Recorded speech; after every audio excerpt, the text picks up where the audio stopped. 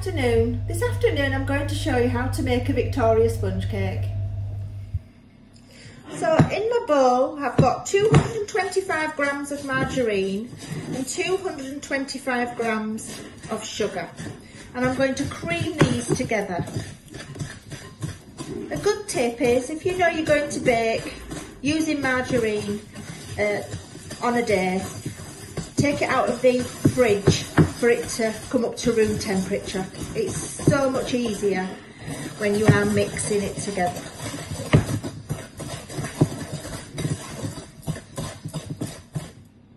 So when you have got the butter and the sugar mixed together, you're going to crack in 4 medium eggs. Now the reason why I say medium eggs is because in a large egg you have too much white, and that makes the sponge taste a little bit eggy and can have a little bit of a sticky texture to it. So you really need to beat these eggs into this margarine and sugar mixture.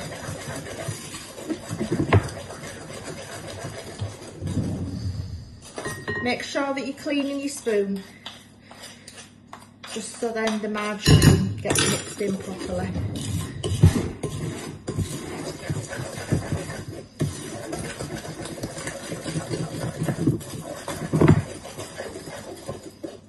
Okay, and then you're going to put in your flour.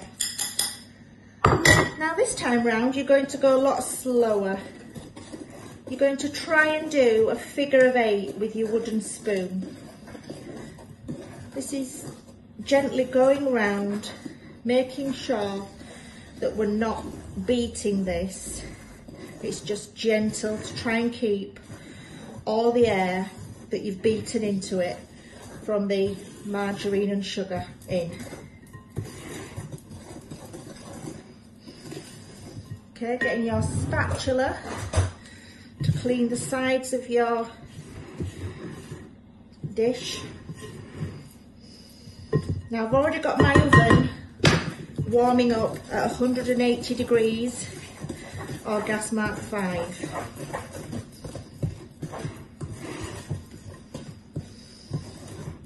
Okay.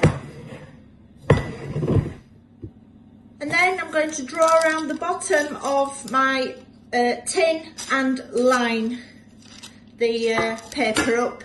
So if you draw around the bottom you get a full circle, and then cut it out. Put a little bit of marge grease on the bottom of the tin and put your paper in. Okay, that will just help your cake to stop sticking.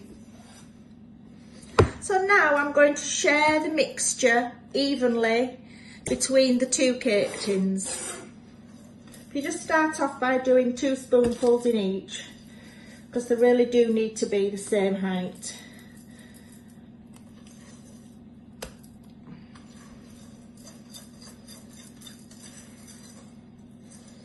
Make sure you clean the whole of the dish and get as much cake mixture in as you can. And scrape your spoon. And then very gently, with the back of a tablespoon, you're going to tease the mixture into the corners, very gently. So then your mixture is distributed evenly. Same again with the other one.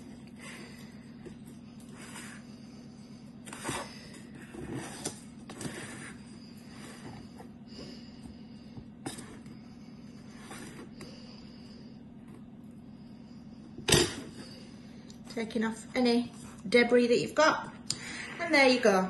So they're now going to go into the oven for about 20 minutes, so we'll come back when they're cooked. So the cakes are now cooked.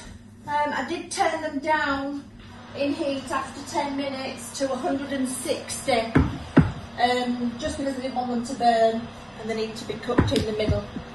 So they are now out of the oven, and my tip for this little bit is, if you just give them 5 minutes before you start to take them out of the tin, the cake actually shrinks away from the sides of the tin, and that's much easier for you to get them out. So we'll come back in 5 minutes.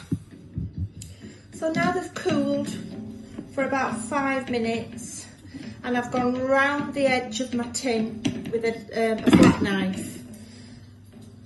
So that's away from the side. So with a clean tea towel, you can tip your cake onto your hand and very carefully lift off, peel your greaseproof paper, pop your cooling tray and flip it over, okay? And then we'll do that with the second one. If you've got 2 cooling trays, this is really helpful. Just means you can get the other one onto the tray successfully while it's empty. So when these are fully cooled, I'm going to fill the middle with strawberry jam and some fresh cream, and then just sprinkle a dusting of icing sugar onto the top. So when they are fully cooled, we will decorate them. So here we have the cooled cakes.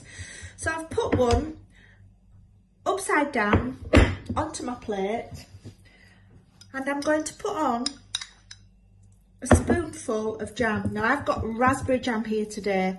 It is our favourite, and I don't have any strawberry, so it's up to you. Whatever flavour you want to use is fine. Blackcurrant is a nice one in a Victoria sponge cake. So just a layer, you can just see.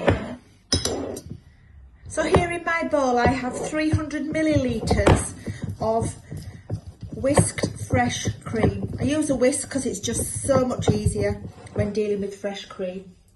So with my clean tea towel again, I'm going to tip my top sponge upside down, and then I'm going to spread on the fresh cream. Try and get it evenly.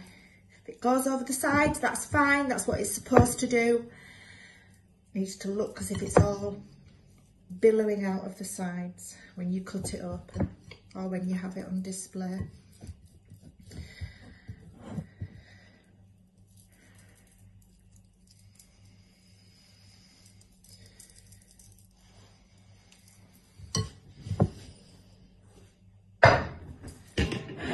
And then very carefully dropping your towel if you can and holding onto your cake, you're going to tip it upside down. Okay. And then with a sieve and probably nearly a dessert spoon of icing sugar, you're going to dust it over the top. So if you put your sieve down on the surface, I'll just show you, and put your icing sugar in first, it just stops that big like blob, okay? And then all I'm going to do is tap it round the sides like so to get a dusting.